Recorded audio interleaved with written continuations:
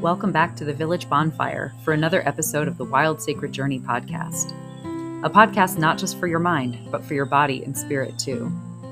Here we don't just talk theory. Instead, we compassionately engage with our lived experiences and a wide variety of topics together, all to invite the question, in these times we find ourselves in, how do we be more human?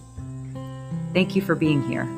May these conversations awaken, inspire, repair, and evolve something deep within each of us, and serve the wild, tender aliveness of our personal and collective hearts.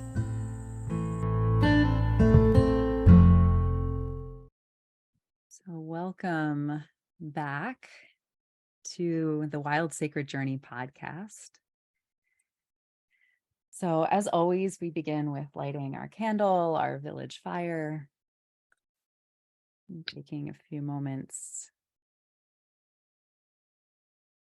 Just imagine and feel ourselves gathering together around its light and its warmth.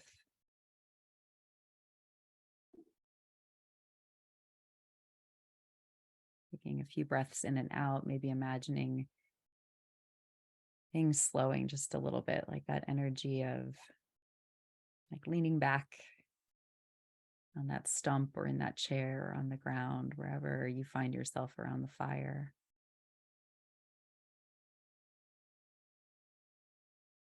And at least for these moments together, there's nowhere else to be,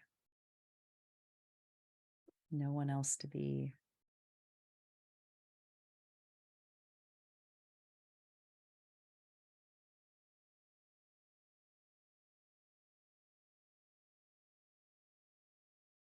And as we do that, that allows us to really become present with ourselves, with each other,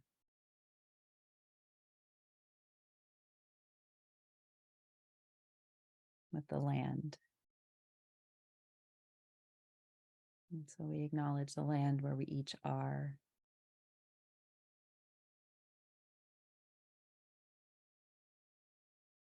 All of the other beings on that land, in that land, above that land.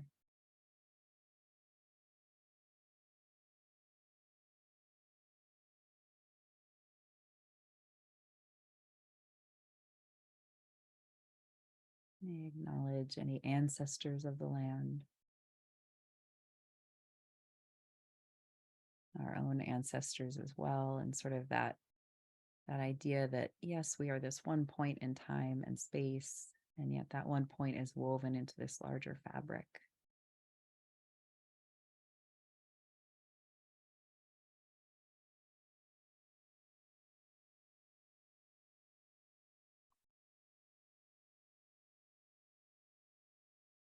And acknowledging that, we just say, thank you, thank you, thank you.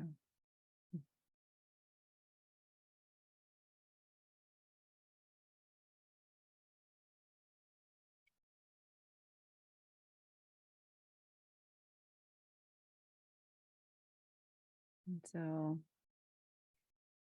today I have as my guest Tammy LaDrew, and Tammy is one of my teachers and someone who has had a significant influence on my journey, both in what she has taught with words and what she has taught through her presence. And so she's someone for me who feels really just like a powerful but subtle and clear being, and somebody who embodies something that feels really ancient and wise and loving and also a little edgy. And so, yeah, I'm thrilled to have her here. And I'm realizing as I'm saying this, I told her I would run her bio by her before we began, and then I forgot. So this is going to be a surprise. So we'll see if she has anything she wants to add to it. We'll just allow that to happen in real time. So welcome, Tammy.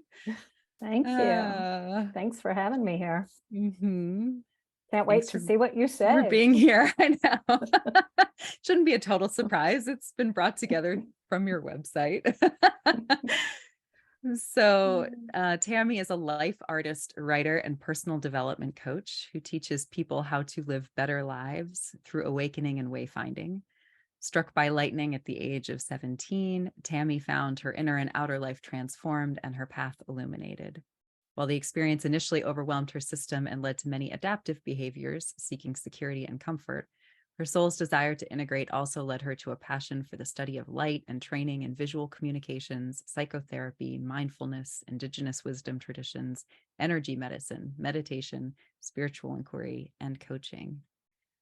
Through these trainings, as well as relationships with nature and other embodied spiritual masters, she soon found out that it's the quality of light, the awareness that we bring to our relationship to life that informs our experience of life. Now, as a conscious wayfinding guide and coach, the power, beauty, and strength of lightning symbolize how Tammy stands for her clients. Working in the mindfulness and personal development fields, she helps people of all ages connect with their inner inspiration, reclaim their spirit, and deliver their creative presence into the world.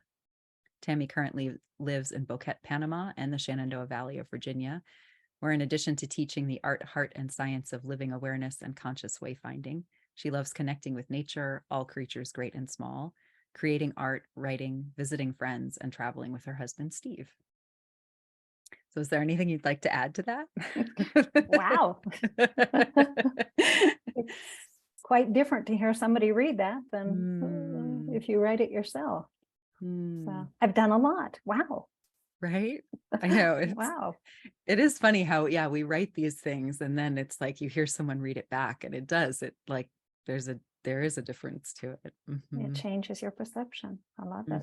Thank you. Mm-hmm. Yeah, thank you. So one of the most human things I think is to sort of wonder why we're here and like what's our path and purpose. And so I feel like we live in times with sort of so much information and so many opportunities. And it also feels like so little guidance when it comes to practices and tools for like healthy discernment. And so that's part of why that, you bringing this idea of conscious wayfinding forward felt intriguing to me in this sort of umbrella of like that question, how do we be more human in these times that we're in? But before we kind of get into that, I always like to start each episode with, inviting you to sort of introduce yourself. How would you like to introduce yourself in a way that sort of orients you in the social fabric of things for people listening? Hi. So, as I feel into that, Kate, one of the things that I feel like that I do is I'm a traveler, kind of a sojourner and explorer who walks between worlds. And that's the world of the spirit and the physical world. And my literal work in this world is to help people harness that pure creative fire on behalf of the full expression of their spirit, the kind of infinite sacred presence that it has its own unique divine imprint in each individual. And yet what I see is that the world is so calling for the full expression of each individual, not the conditioned expression. And so that is a part of conscious wayfinding. And so it's very much my calling. It's very much my path. Yeah. So I feel like there's that piece right there, that difference between the conditioned expression and sort of the soul expression. And so I'd love to hear you share more about that. I feel like sort of I have my experience of what that's been like working with you as my teacher. Yes, I remember that. And for anybody listening, like I sort of feel like too, as an intermediary sort of for people listening, I think that would be lovely to explore that a little further. Like, what does that difference feel like for you, or what is that? Well, let me start with a little structure, because I think that helps people kind of visualize and then connect with it. So if you visualize 3 concentric circles, there's the inner circle, the middle circle, and the outer circle. And the inner circle has this little spark in it, and that's where we come to life. And in the inner circle is also what I call that divine imprint. It's our creative core essence. And it is birthed from that field of the infinite that runs through everything, the life, the energy, the waveform that runs through us, around us. And as we grow and have experiences in life, we also have what I call the conditioning, our thoughts, our beliefs, the emotional reactions that come from these experiences. So that's the middle circle. And those tend to be much heavier. And they're not true, but they are what has occurred. So there are experiences as well. And then the outer circle is more what I call the soul circle. And the soul circle holds all of this. It's not that the conditioned self is wrong at all. It's simply a level of experience. And it touches the rest of life. But what gets out from these three circles, what gets expressed into the world, is either conscious or unconscious. And so when our essence, our creative core essence, which is that divine imprint, which is, you can find it in the things that you love, underneath it, the resonance of the things that you love. For example, you mentioned I love light, and I do. I love all forms of light.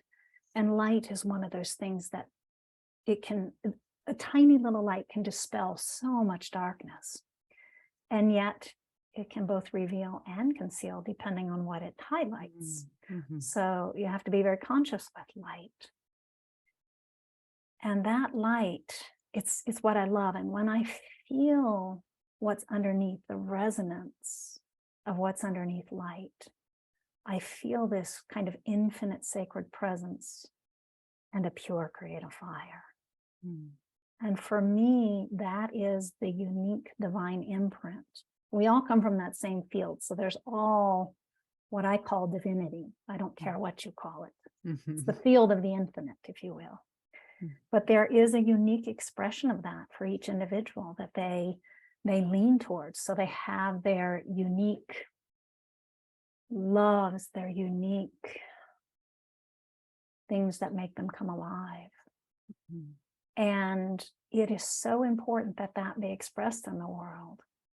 But what often happens is that as we go on and we have good things, but we also have traumas, and they develop these beliefs that swirl around us, kind of like the winds of a hurricane. And we have that calm center, but the winds of the hurricane are blowing. And to get out of the calm center into life requires a different perspective, because we forget what we are. And we take on a role. So instead of meeting the world soul to soul, we begin to meet the world role to role. And that means we have positioned ourselves. We are living in those swirling winds of our conditioned self. And that keeps us from the full expression of what we are. The converse of that is that, remember I said the infinite is all around us. And so when we want to experience it, when we want to let it in, it also bounces up against our conditioning. And it may have a hard time coming all the way in. It may bounce off of us because, again, that conditioning is swirling. So how do we harness the winds of our conditioning on behalf of our spirit? How do we use the gold that is within those winds? Because there is gold in there. They're not bad. Like I said, there are life lessons in there. So how do we spin it into, gold for the full expression of spirit and humanity? Because we're not doing this just for ourselves. Not at all. And not just humanity. That's the other thing. Because we are not separate from the world. Or the universe, for that matter. Yeah, I love that image. So thank you for all of that. That's a very beautiful way of conceiving of, I think, a lot of ideas that we hear fragments of out and about but that question of how do we integrate it? How do we really feel the truth of it, not just know the truth of it in our heads, but feel the truth of it from somewhere deeper in our bodies. And I love, that it's funny. When you started talking, I was like, oh yeah, that was, I feel like one of the first questions you asked me was, what do you love that cannot love you back?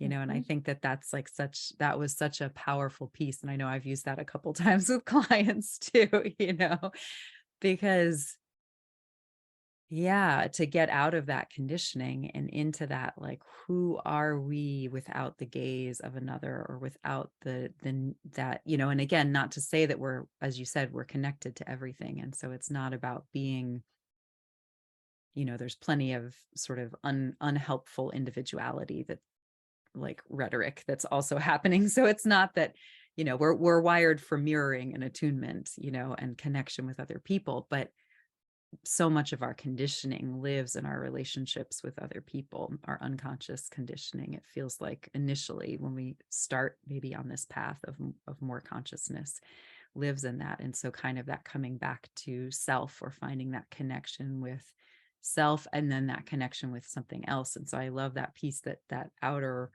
world too. And I think a lot of people can find that connection more initially in that outer world, whether it's with like animals or nature in some way. And through that start to build some sense of relationships that maybe feel a little less fraught, a little less conditioned than sort of some of our human ones, and then start to bring that skill more into that center, or not the center ring, but the middle ring, as you were calling it. Yeah. Because I see that so often, that, it's, I heard someone say one time, it's the places where we carry our deepest wounds. And I've heard you say this before too, maybe in slightly different languaging, but, is it's like nestled right in there with the places that we carry our deepest gifts and our deepest passions. It wouldn't have hurt so badly if it didn't matter so much, and, yeah. And so there's, what was the thread there I was following? Just feeling and dropping into that space for a second, that sort of that truism of like the wound and the gift.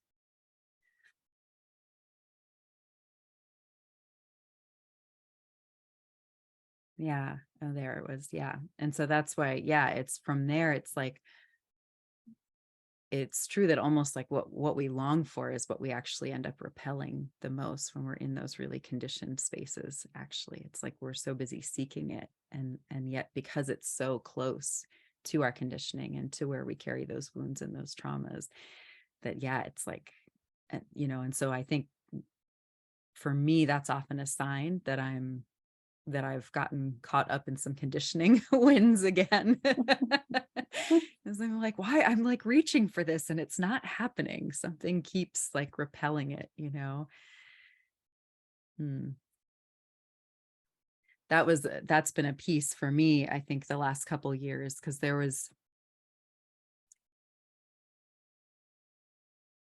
I've noticed a lot, I think, particularly again in sort of the spiritual and wellness spaces, there's a lot of this, like, when it's right, it just flows sort of conversation.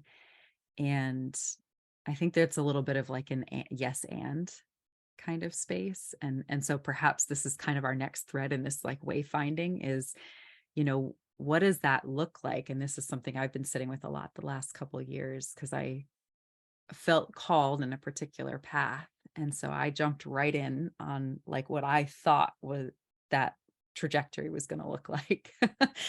And then it just kept meeting wall after wall after wall after wall after wall. And so I was sitting with like what part of the walls actually helping me build the skills I need to be able to hold like where it is I was aiming for in the first place, and how much of the walls actually offering me redirects and telling me like, yes, that, but maybe not in this way, not in the way you thought. And so I guess turning that back over to you, perhaps, what is that, that co-creative balance in wayfinding, that space where we're sort of actively participating and then also listening or being guided. I love what you're mentioning about the walls, whether it's a redirect or is it saying no. And this is a thing I think that all people struggle with, because we are creative beings and we are co-creating reality with the infinite, but also with everybody else. And yet when we have these desires, these longings, and we start to move towards them, suddenly we find ourselves striving and efforting, and it can be quite fun. I'll share a little quick story that I spent the last year developing a business with a friend, Amy, and we're still great friends, but boy, I mean, we put everything we had into it, and we did the whole funnel, click funnels and this and that and Kajabi, and we took our marketing classes, and we were doing everything right. And with beautiful intention, and we had a good time. It was stressful at times, but it was also a great deal of fun, and it fell flatter than a pancake. And I was like, okay. And so we had to step back and to consciously wayfind. We had to practice what we were teaching. It's like, oh yeah, maybe we should practice what we're teaching here. And so we got a laugh out of that. And then we just got real still and silent. And one of the first tools we teach in conscious wayfinding is pause, position, and presence. And so the first thing was to simply pause. Acknowledge the striving, not make it wrong, because I will tell you as a side note, there was some real value in that, about how much we could do on a pure active level, and our commitment, our dedication. But the pause helped us really come back to that inner circle, to really connect with our creative core S and our heart, and to really listen, because this is the seat of your soul. And to listen to that which connects us with everything. And it was from this place that I heard one thing, Amy heard another. And in this place, I heard slow down and keep it simple. And part of that came from the fact that I spent the last 2.5 years, almost 3 years now, in Panama. I got stuck in a lockdown here. And I came in March, early March, and a week later, they shut down the country. I came to help my father, who was experiencing health challenges. And his health got to the point where even with repatriation flights, he could not come home. So we spent the next 2.5 years, the first part of it, in a pretty severe lockdown. And so there was a lot going on, and moving business online and recreating, what am I going to do? So there was a lot of questions going on. And there was a lot of wayfinding. When you're in a situation like that, you definitely want to practice your energy reading skills.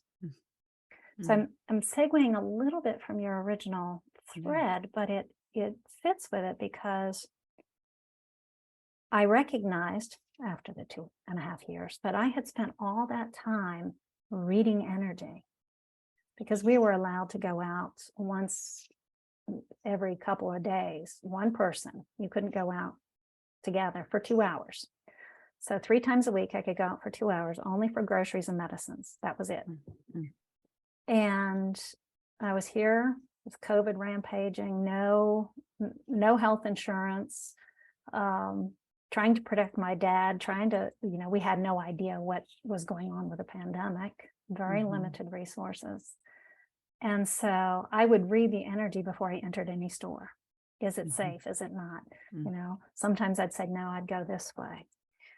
There were simple things like because of my status, I lost my visa. I had a visa for 90 days. And so I became an illegal alien. Right. Okay. So now how do I navigate and avoid the police? So then I was reading the energy there, and I managed to avoid the police checkpoints. And then it was, okay, my driver's license has expired. Now what? So it was one thing after another, reading the energy and wayfinding through reading the energy. And after 2.5 years, I was pretty exhausted because I'm always reading the energy. Yeah. And it's like being a thermometer. You're always checking the temperature, checking the temperature. And we need the balance to not just be the thermometer, but to set the energy, to be the thermostat, to come back to the energy of your center, your heart, and to set the energy from that place. So I would say that I went slightly off center. I kept coming back to center to read the energy, but I was always reading, not setting the energy. And so that really impacted my ability to create consciously if I am not balancing both of those things. Yeah. So I am really focused these days on the conscious part and on consciously setting the energy that I walk through life, my being rather than my doing. Yeah. I love that. Yeah. I'm aware as you're speaking, I'm thinking of, in terms of like archetypes too, or sort of just some other languaging, what you're sharing, it can constantly reading the energy ends up becoming its form of hypervigilance. And even if we're kind of doing it, even if we have to come to heart center or soul space to read the energy, which, we do, otherwise, again, our conditioning might influence what we're sensing in ways that can make it a little bit less trustworthy to be reflective of what's actually around us, right?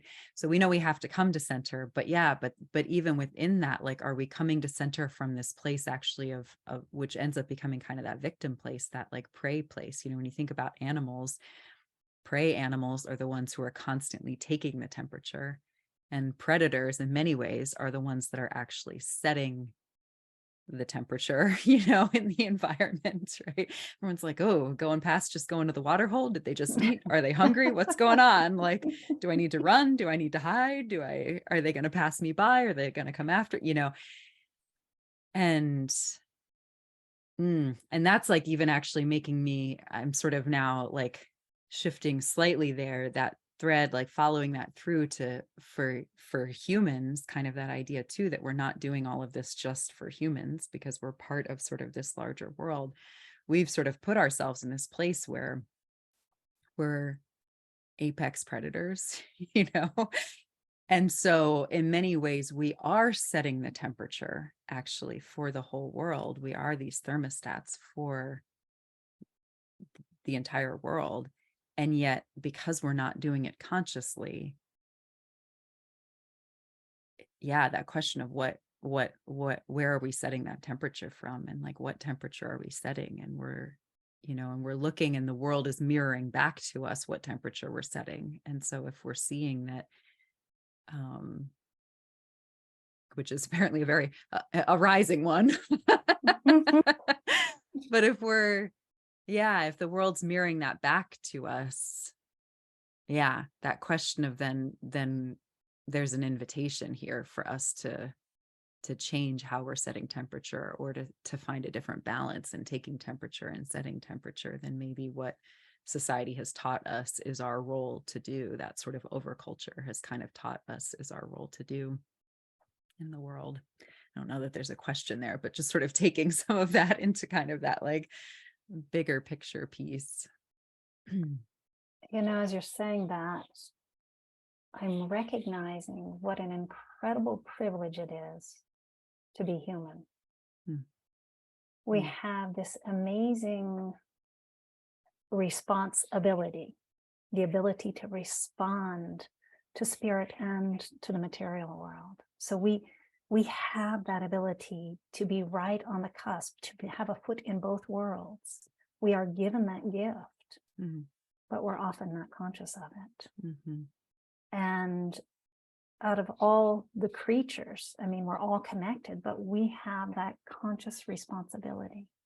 Mm. And so that's a power. That is an incredible power. It's not power over, it's not power with. It is a power that comes through us. Mm. And we are the vessel for that. So conscious wayfinding, a lot of people think of wayfinding as kind of wayfinding and you got to find your way, and it's a very outward movement. But ancient wayfinders had to get very still. I remember reading a story of a guy. He was out with a master wayfinder and he was taking his final test to become a master wayfinder. So they were on I've forgotten the name of the kind of boat they used in the Pacific Islands, but he was out with his master, and the winds had come up in the waves, and he knew how to read the winds and the waves, and he was listening, but he was lost. He cloud cover, couldn't see the stars. And the master simply looked at him and asked him to pause. And when he did, and he came back in, the skies opened up and he could see. And that, a lot of people think of that as coincidence. But there's something bigger at stake here. There's something far larger that works with us when we align to it, when we are conscious. And so you talked about the striving and the efforting versus the conscious creation. I think the striving actually leads us, if we choose, to more consciousness. Because when we are aware we're striving, we're like, okay, what is and is not working in this relationship right now? Because all life unfolds in relationship. Everything is relationship. So how am I being in relationship right now? What is the quality of my being in relationship to this or that or myself? And that is a constant in wayfinding, conscious wayfinding. Yeah. That relationality piece. If we are going to create a future that we want to live in, that all beings want to live in, then this has to be forefront. That people don't understand their power and that they truly matter. And what I mean by matter is how they are, their way of being comes into physical matter. It impacts physical matter. And so we have far more power than we realize. And that is a tremendous responsibility. Yeah. I'm aware recently I've been noticing conversations that have been popping up that have been, what's the word? I mean, I guess sort of disdainful or dismissive, or like you said, sort of skeptical, or that wasn't the word you used, but people who think of things as like coincidence, people who aren't, it feels like there are a lot of people who are not ready or willing or just haven't yet like acknowledged. I love what you said about it. There's so much, there's something bigger at stake, and I think that's sort of, some of it is like, someone asked me one time, like, well, what if you're making like, I think the conversation was circling around maybe animal teachers or animal guides and kind of the meaning of it. And, someone asked like, well, what if all that's just made up? And I'm like, well, but does it matter? If like, I mean, I don't think that's entirely true, but even so, even if it is made up, does it matter? I think what matters more is, what is it inviting us into? And so even if, and I think it's that question of what's at stake, and where do we go? What feels possible for us if we don't believe in our power, in this way, or if we don't believe that things are relational at that level, if we don't believe that everything's connected, if we don't believe in some larger unifying spirit or energy, or that our souls somehow have some sort of electromagnetic gravity, that is influencing ourselves and others. And and I had a conversation recently with someone about sort of mystery, and like, yeah, what happens when we choose a worldview that doesn't allow for mystery? What happens when we choose a worldview that doesn't acknowledge that power we have to wayfind and to be in that level of deep relationality that allows for wayfinding? And so that's somewhat of an open question, and perhaps you have something you want to say about it, or yeah, I'm just sitting with that question in some ways. I feel like, yeah, just holding that question in my life. As you speak to that, I'm so aware of man's inhumanity to man right now, and to nature, and to the world. And it really comes from that view of separation, that we are not connected. And from my point of view, life will go on. Humanity? Yeah. I don't know. Yeah. And my work is to help that full spirit come forth. I don't think there is any more powerful work, however people choose to do it, whether it's through shamanism or through business or through your podcast, but raising consciousness and helping people reconnect with their roots and their power, that pure creative fire and the infinite sacred presence that they carry, and to bring that expression forward. I think humanity's is at stake. And there will be a lot more because we impact so much more. But life will go on. Yeah.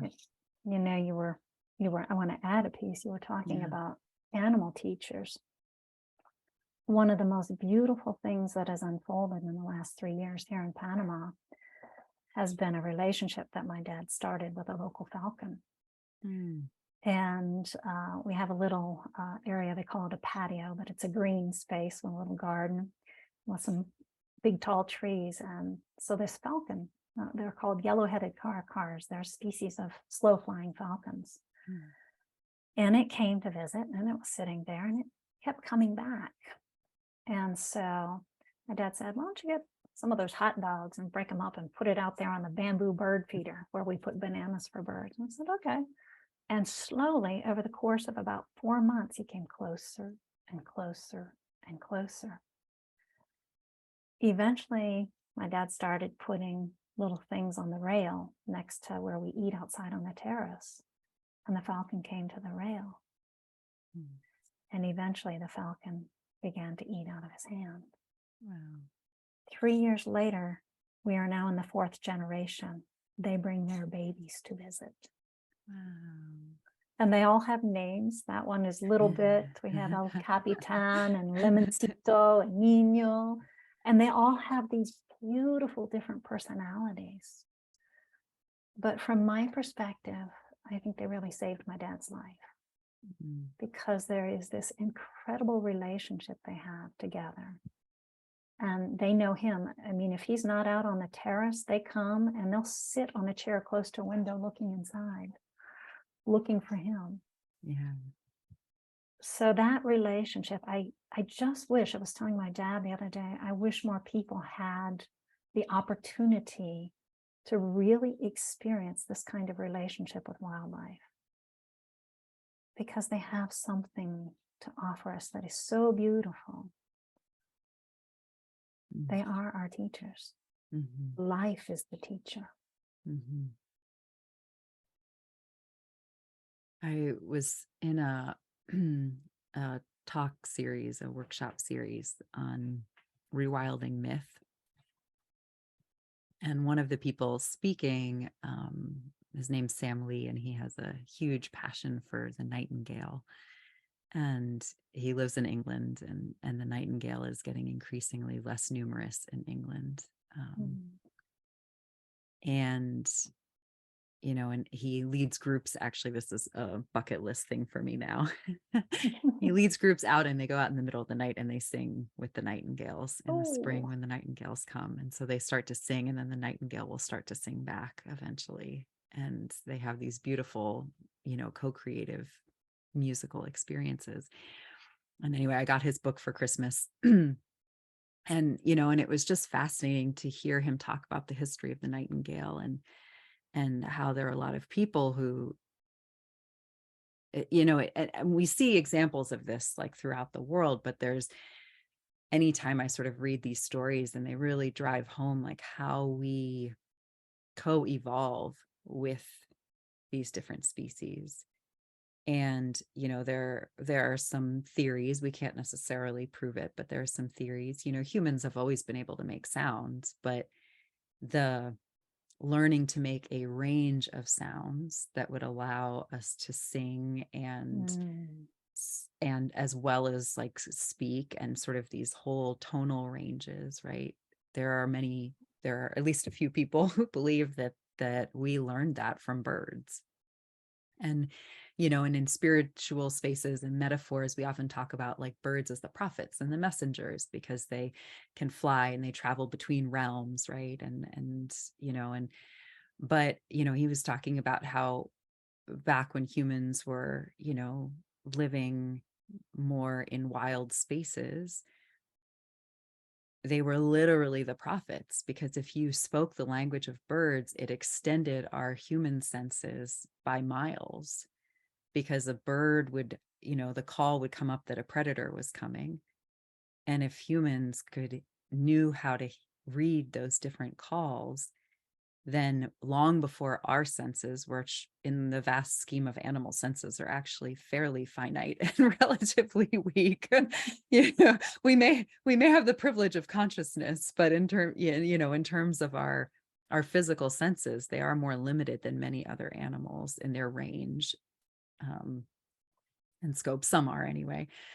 But if you could hear the birds, then long before our other senses would pick up on the predators, you knew the predators were coming. And then he was talking about how they think you could even trace, like you'd hear the call, and then you'd trace the call through the trees and hear and you could even locate then which direction the predator was coming from, and things like that.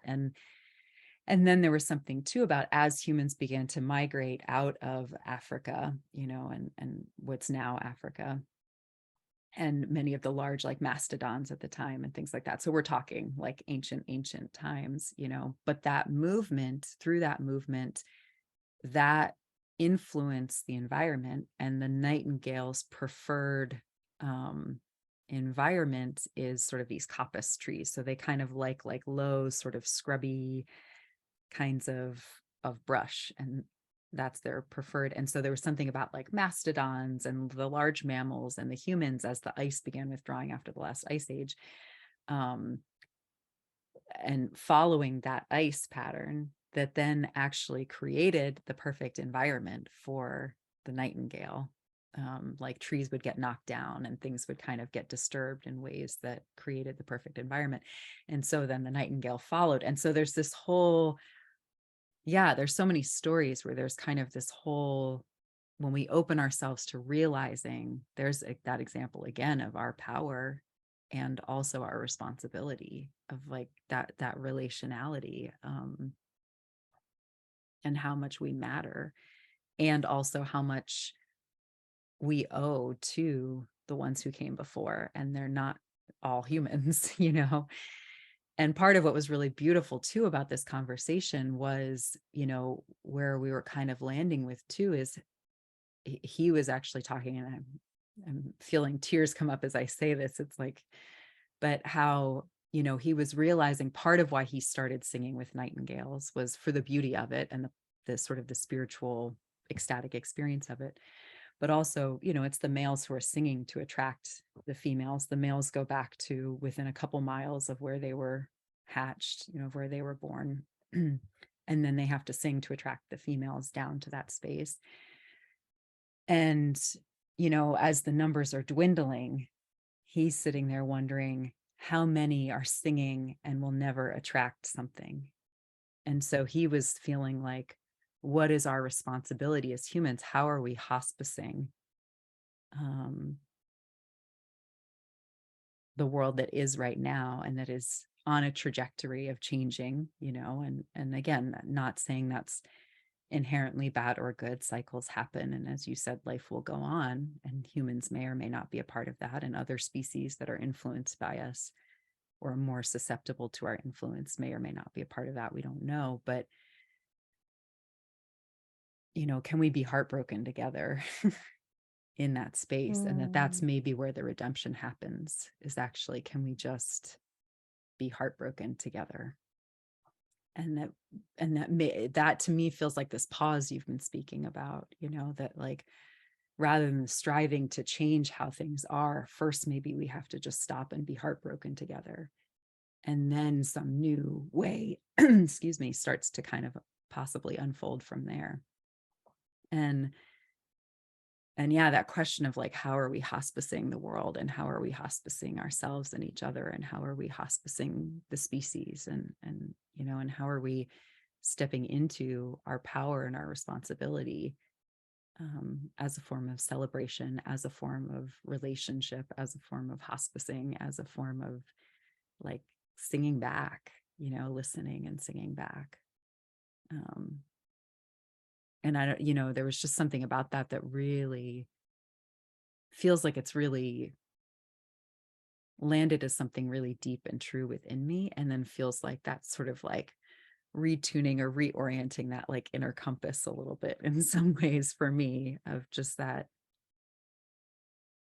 that question of just, it feels like for me, I guess maybe this is where this is going, is this thread is like wayfinding also as grief practice.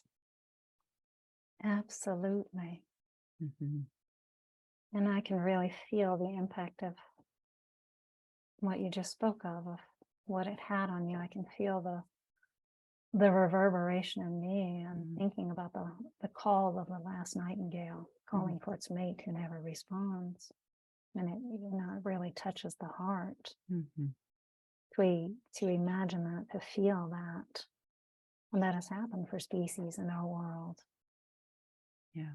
And that sacred pause, as many call it, people don't quite understand that the pause is not just stopping what you're doing. It's deeper than that, because it's pause, position, and presence. And it is really taking the position out of the doing and the stressing and the striving, and really coming back to heart and allowing yourself to be touched by what is. That's the presence, the quality of presence you're bearing to that pause. A lot of people dismiss the pause as, okay, I've stopped. Well, not quite. It's the 3 pearls of practice: pause, position, and presence. Yeah. And to allow ourselves to be heartbroken, to allow ourselves to be touched by the grief that living and how we've lived as a species has impacted this world. It is that might just save humanity.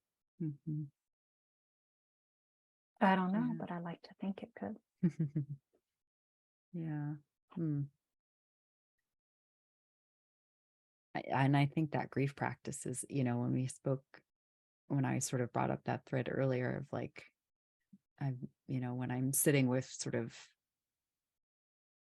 the questions people have around sort of whether or not this is true, and, does it make sense, and all of that, and,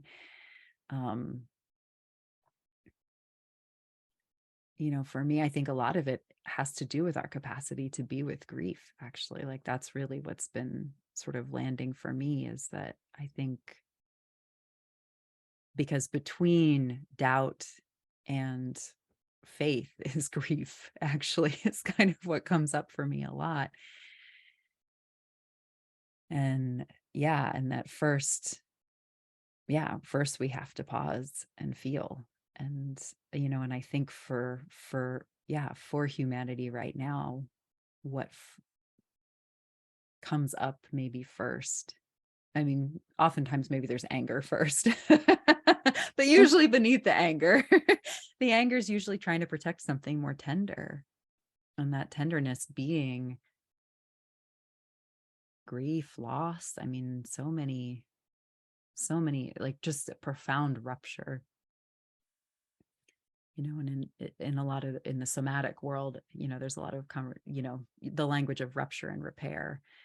And, and I really appreciate that, because I feel like that feels so relational. I think a lot of times trauma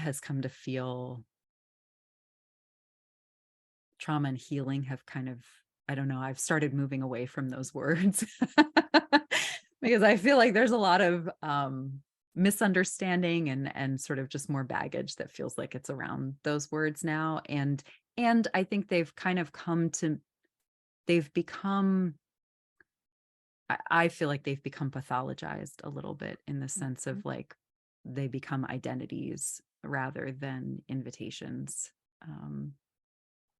or like places people want to land and stay rather than portals to wayfinding. But there's something about the rupture and repair that feels like it keeps, for me anyway, feels like it keeps things a little bit more in the relationship of it. But so I guess there's kind of what's coming to me with that piece, that rupture and repair. If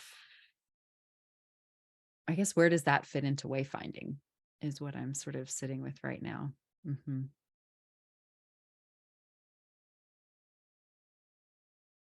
As you're talking about grief,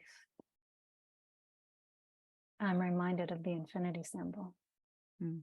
And on one side is the being, and then it moves to the doing, which crosses over. Then it's the having, and then there's the release, because you cannot keep the flow unless there's a release. Mm-hmm. In the Western world, we are so intent on the having. Mm-hmm. And that release is where the grief, the mm-hmm. rupture and repair resides. Mm-hmm. So without that, we can't have the infinite flow. Mm. It's the natural cycle of life. The being, the doing, the having, the letting go.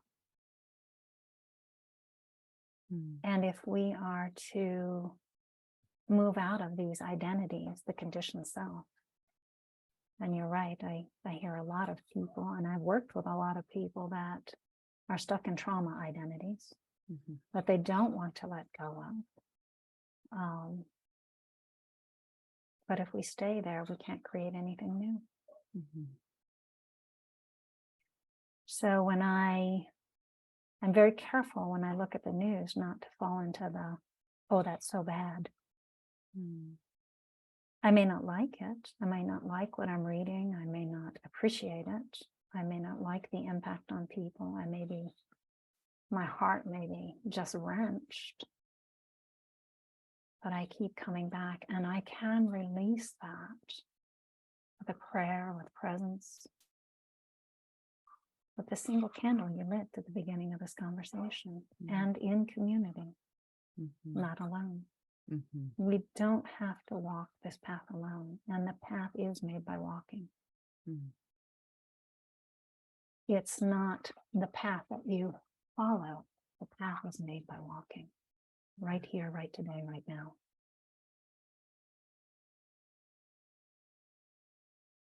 Yeah. Mm. That feels like that's sort of bringing us full circle in some ways to kind of where we began a little bit. And so that feels like a good place to maybe start to land the plane for today. Does that feel? That feels accurate. Mm-hmm. Yeah. Beautiful. I just want to take a moment and just, noticing I'm feeling a lot of charge in my body from this powerful conversation. And, Absolutely. um, and they are, I mean, I think that is like that when we, part of how we know when truth, like that deeper truth, the one that's really inviting us into that presence, inviting us back to that center happens is the charge, that sort of that lightning charge, and kind of that like, ooh, and it like challenges our capacity to hold it a little bit, and that's when we know that we're in something that's serving our growth, if we choose to let it do that in whatever way feels right. So shaking my body. I want to thank you, Kate, for this conversation, because Oh. it's not often I get the chance to just have these kinds of conversations. And just allowing that to come forth and to let the spirit speak through me as well as being the co-creator of that is a real gift. So thank you. Well, thank you. It's an honor and pleasure to have you here and to get to have this conversation, to share this wisdom. And like I said, I mean, I meant that at the beginning, but you've been a profound influence on my life. And so thank you. Yeah. So if other people would like to find you, how can they do that? They can find me at tammyladrew.com. And right now, I am keeping true to my word of going slow, keeping things simple. So the work that I'm doing right now, I do small groups. I work with individuals. And I have something brewing on the horizon, but it hasn't, a class that's brewing, but it hasn't shown itself yet. So nothing much to say about that, except stay tuned. But they're welcome to connect with me if they have questions. I'm more than happy to answer them. And there is a way to connect through my website. Beautiful. Perfect. Then I'll make sure that's in the show notes, your website. And and I mean, I think that's such a beautiful final reminder too about wayfinding, that it takes the time it takes. Exactly. And we don't get to choose that timing. Nope. We don't get to choose the how or the timing. Yeah. If we're wise, we don't choose the how. If we're conscious, I should say. I've tried both. It does seem to work better not choosing the how. But I still go for it from time to time. You betcha. You betcha. Yeah. Seems like maybe that's part of what it really, at the heart of being human too, is having all this power and then also testing it. You bet. Well, this is a school. Yeah. We are learning. Yeah. Well, thank you, Tammy. Absolutely. My pleasure. So let's all, just as we're kind of closing out our time here, just take another few deep breaths. And the conversation, I feel like this was a conversation where there were a lot of layers. And so it may be that only one of them feels right to arrive today, and that's okay. The conversation will be there to come back to.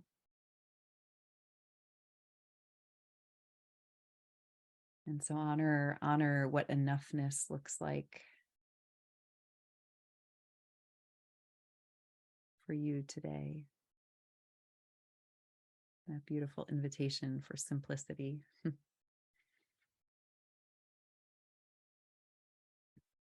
And so with deep gratitude, we honor each other.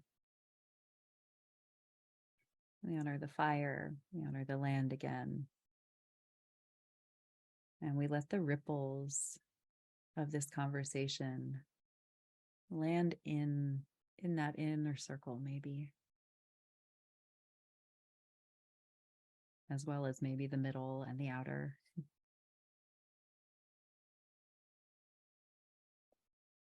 And so as we close out here, we take those ripples with us into our lives and into our spheres. And so thank you for being here for another episode. And as always, sharing the episodes. I think there's spaces in some platforms where you can rate it or like it or subscribe, and all of that just helps it boost it in the algorithm so people searching for new podcasts can find it. So so feel free to do that. If you'd like to get in touch with me as well, you can do that, kate@wildsacredjourney.com. And if you have anything too for Tammy, and for some reason it feels easier to pass that through me, that's fine. You can do that as well. So in the meantime, thank you for being with us, and we'll see you around the fire next time. Bye.